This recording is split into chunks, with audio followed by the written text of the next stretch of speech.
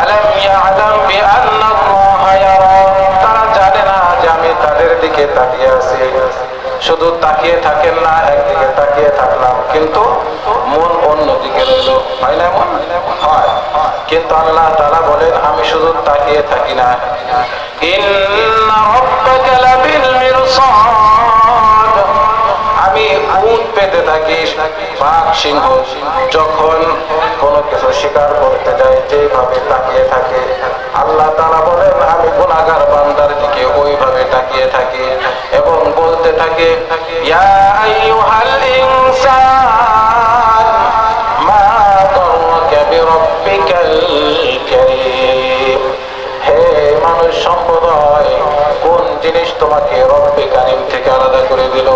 রব্বে কারিম মানে কি? রব্বে কারিম হলো যেটি না চাইতে আমাদেরকে দান করেছেন।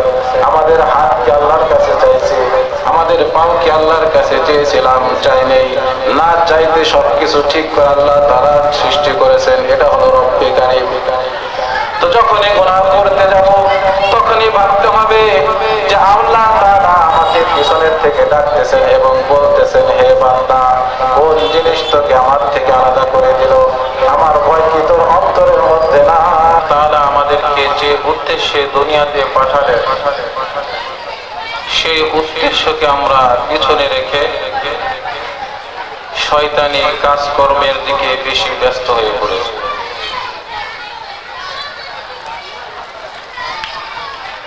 আল্লাহ তাআলা কিসের জন্য আমাদেরকে দুনিয়াতে পাঠাইছেন? আল্লাহ তাআলা কোরআনে কারিমে বলেন ওয়ামা খালাকতুল জিন্না ওয়াল ইনসা ইল্লা লিয়াবুদুন, আল্লাহ তাআলা আমাদেরকে দুনিয়াতে একমাত্র আল্লাহ তাআলার ইবাদতের জন্য পাঠিয়েছেন। কিসের জন্য? আল্লাহ তাআলার ইবাদতের জন্য দুনিয়াতে পাঠাইলেন। কিন্তু আমরা আল্লাহ তাআলার ইবাদতকে ছেড়ে দিয়ে দুনিয়ার ইবাদতে, দুনিয়ার পূজার পিছনে দৌড়াইলাম। আল্লাহ তাআলা যে উদ্দেশ্যে আমাদেরকে দুনিয়াতে পাঠাইলেন সেই উদ্দেশ্যকে ছেড়ে দিয়ে আমাদের মন গড়া উদ্দেশ্যের পিছনে দৌড়াইলাম।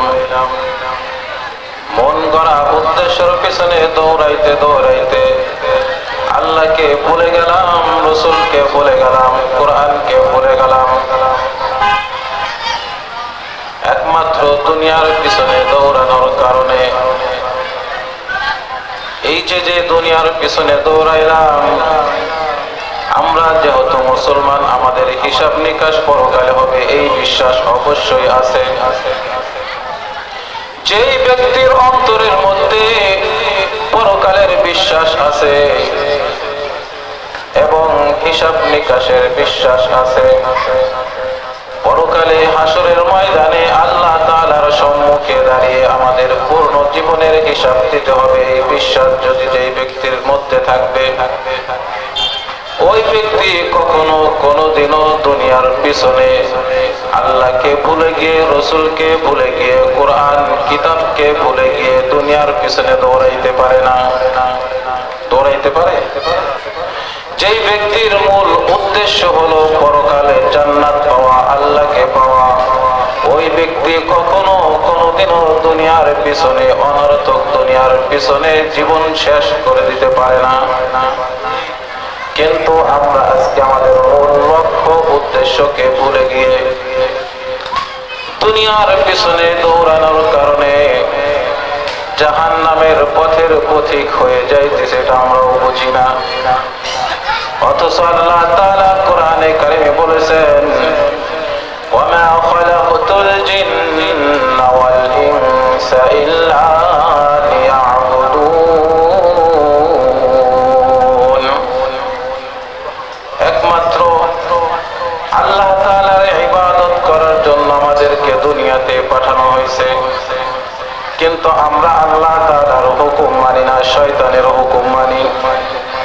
আল্লাহ তাআলার বলে দেওয়া রাস্তায় চলি না, শয়তানের বাতানো রাস্তায় আমরা চলি। আল্লাহর কথা কথা শুনি না, শয়তানের কথা শুনি। আসলে কথা শোনার, কথা শুনবো কার? জোরে বলেন, কথা শুনবো কার? হুকুম মানবো কার? না শয়তানের? একমাত্র আল্লাহ তাআলার হুকুম। মুসলমানরা আল্লাহ তাআলার হুকুম মানবে, শয়তানের এবং পশ্চিমাদের, ইউরোপীয়দের কথা কখনো মানবে না। কারণ তারা চায় মুসলমানদেরকে ধ্বংস করে দিতে। তারা কখনো কোনোদিন, বেধর্মীরা চায় না যে মুসলমানরা আমাদের থেকে উপরে ওঠো। তারা চায় মুসলমানদের ঈমান এবং আমলকে ধ্বংস করার জন্য, ঠিক কিনা? এই কারণে আমরা এই যে দুনিয়ার ধোঁকায় নিজেকে ব্যস্ত রেখেছি, এটা একমাত্র আল্লাহ তাআলার সাথে কি গাদ্দারি না? আল্লাহ তাআলার সাথে গাদ্দারি। জীবন ভরে আল্লাহ তাআলার নিয়ামত ভোগ করলাম, আমার শক্তির বলে আমি অর্থ কামাই করতে পারি না। যদি শক্তির বলে অর্থ কামাই করতে পারতাম, তাহলে এলাকার যে বেশি সুঠাম দেহের অধিকারী, শক্তির অধিকারী, ওই ব্যক্তি ওই এলাকার সব থেকে বেশি অর্থের মালিক থাকতো, ঠিক কিনা? সব কিছু আল্লাহ তাআলার নিয়ামত ভোগ করার পরে আল্লাহ তাআলার হুকুম মানলাম না, আমাদের মতো নেমু হারাম কি আছে? তাই বলতে চাই, এই যে দুনিয়ার পিছনে পড়ে আমরা গুনাহ অর্জন করতেছি নেকের রাস্তা ছেড়ে দিয়ে, এই যে এই পথে আসার জন্য, সঠিক রাস্তায় আসার জন্য কয়েকটা কথা বলবো। গুনাহ থেকে কিভাবে বেঁচে থাকা যায়? চারটা কাজ বেশি বেশি করবেন, চারটা কাজ। যদি এই চার কাজ করতে পারেন তাহলে গুনাহ থেকে বেঁচে থাকা সহজ হবে। এক নম্বর কাজ হলো, যখন কোনো বিপদ আপদ আমাদের মধ্যে আসবে তখন মনে করতে হবে এই বিপদ আপদ আমার কারণেই আসছে। এক নম্বর, আল্লাহ তাআলা কোরআনে কারিমে বলেছেন, যাহারাল ফাসাদু ফিল বাররি ওয়াল বাহর বিমা কাসাবাত আইদিন নাস। জলস্থলে যত বিপর্যয় দেখা যাবে মনে করতে হবে আমার গুনার কারণে আসছে। সংসারে ভেজাল বাঁধছে মনে করতে হবে আমার আমলের ত্রুটির কারণে। ব্যবসার মধ্যে ক্ষতি হচ্ছে মনে করতে হবে আমার আমলের কারণে। আমি গুনার কাজ করি, আমি মালিকের হুকুম না মানার কারণে আমার ব্যবসার ক্ষতি হচ্ছে। এই কথা যখন চিন্তা করবে, আমার ছেলে আমার কথা শোনে না, আমার মেয়ে আমার কথা শোনে না, আমার জীবন সঙ্গিনী স্ত্রী পর্যন্ত আমার কথা শোনে না, কারণ কি? কারণ হলো আমি তো একজনের কথা শুনি না। আমি আল্লাহর কথা না শোনার কারণে আল্লাহ তাদের মনকে আপনার থেকে আলাদা করে দিয়েছে। কারণ মনে মনে মিলানোর দায়িত্ব কার? মনে মনে মিলানোর দায়িত্ব কার? অন্তরের সাথে অন্তর মিলানোর দায়িত্ব আল্লাহর। দুনিয়ার কোন টাকা পয়সা দিয়ে অন্তরকে মিলানো যাবে না। আল্লাহ তাআলা কোরআনে কারিমে বলেছেন, ওয়াআল্লাফা বাইনা কুলুবিহিম। আল্লাহ তাআলা অন্তরের মালিক, কার অন্তর কার সাথে মিলাতে হবে আল্লাহ তাআলা ভালো জানেন। নিজের ইচ্ছায় অন্তর মিলানো যাবে না, ঠিক কিনা? এই কারণে বলছি, যখন আপনি দেখবেন যে কোনো বিপর্যয়ে পড়ছেন তখন মনে করতে হবে এটা আমার হাতের কামাই, আমার গুনার কারণে। আমি যদি নেককার হতাম, ভালো হতাম, আল্লাহ তাআলা আমাদের অধীনস্থ করে দিত আমার সকলকে। এক নম্বর। দুই নম্বর হলো নেক লোকদের সুহবাত। আল্লাহ তাআলা কোরআনে কারিমে বলেন, ইয়া আইয়ুহাল্লাযীনা আমানুত্তাকুল্লাহ ওয়া কুনু মা'আস সাদিকিন।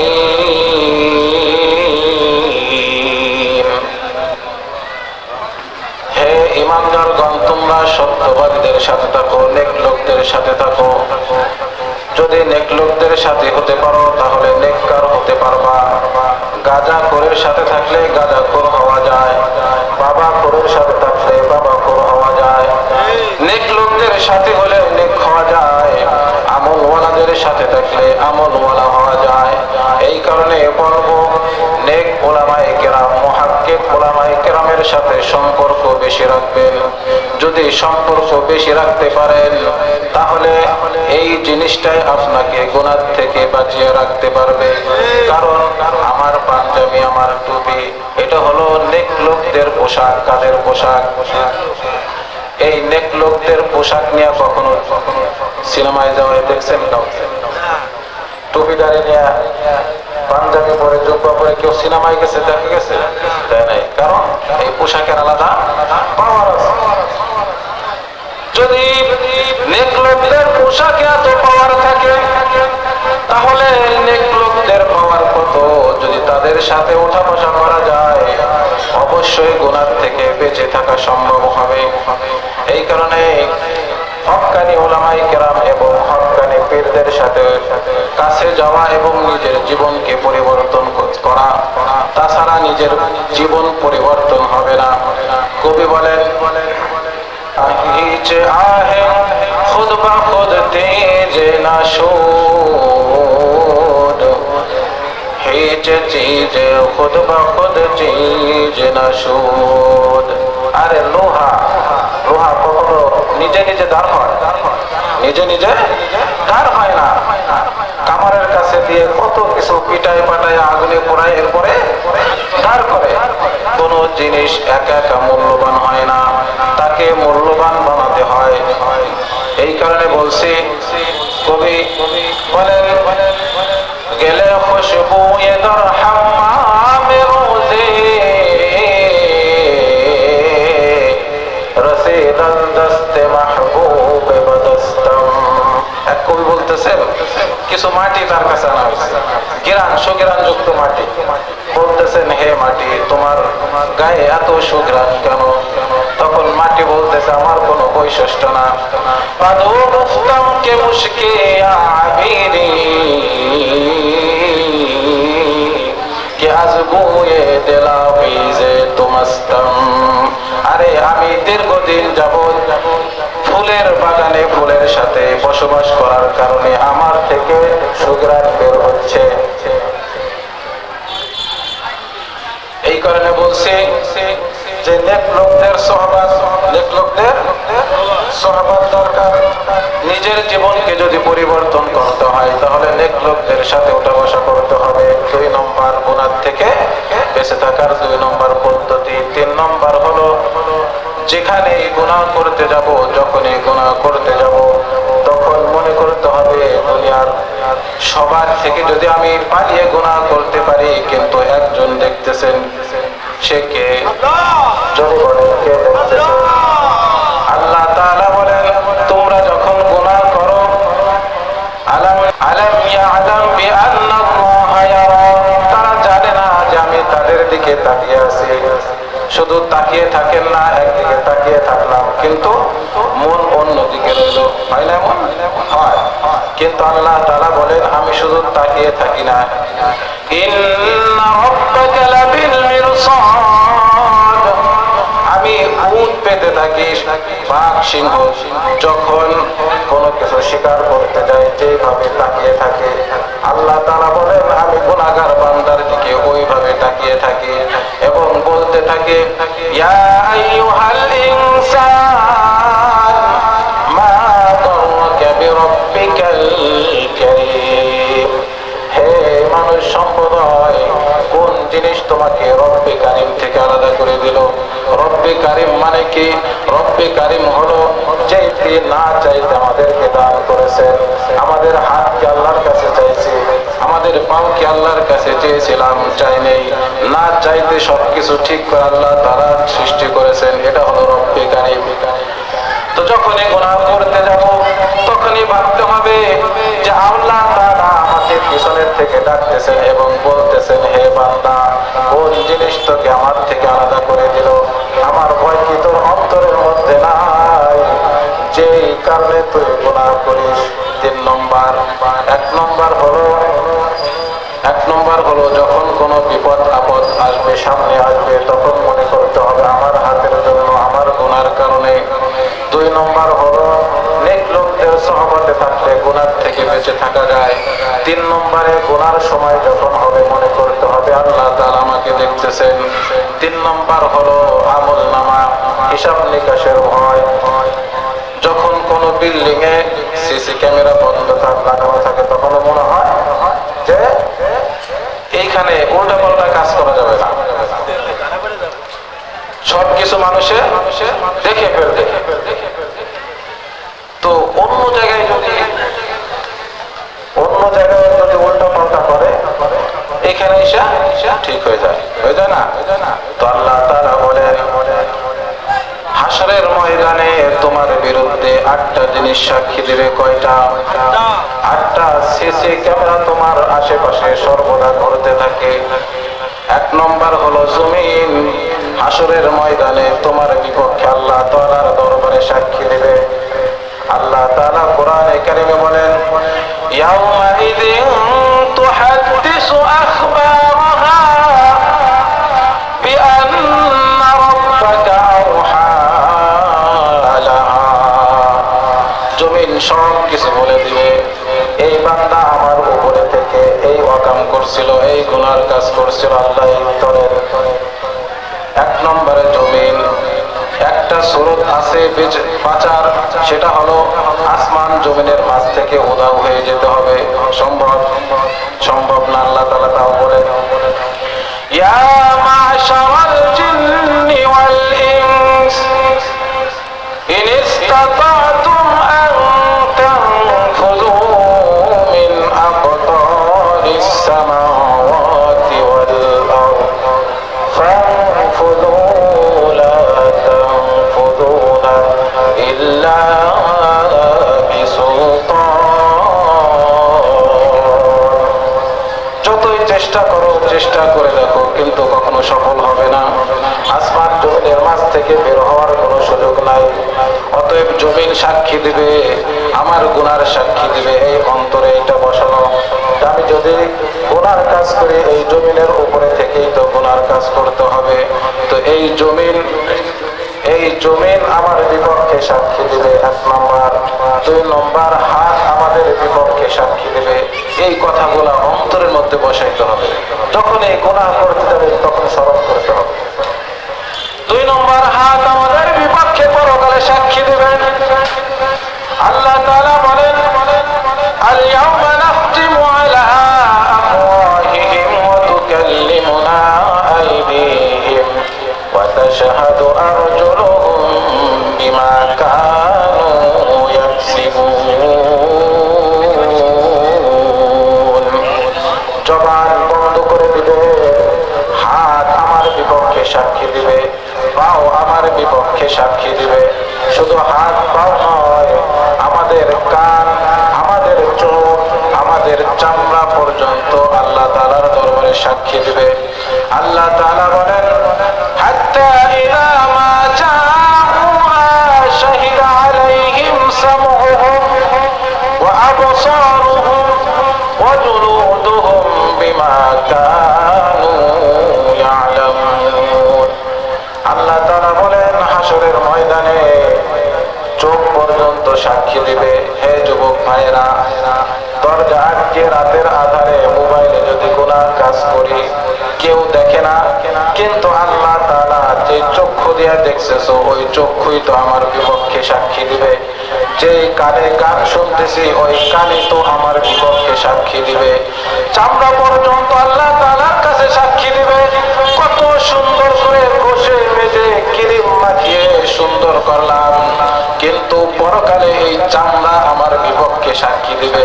চামড়াকে বলা হবে হে চামড়া, কত কষ্ট করে মাজলাম, ফর্সা করলাম, সাবান করলাম, কিন্তু এখন আমার বিপক্ষে সাক্ষী দিস, কারণ কি?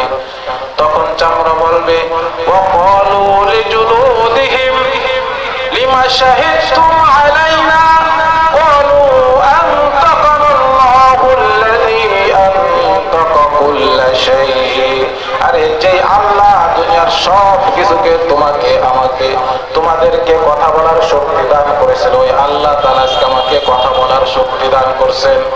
এই কথা বলার শক্তি দান করছেন তোমার বিপক্ষে সাক্ষী দেওয়ার জন্য।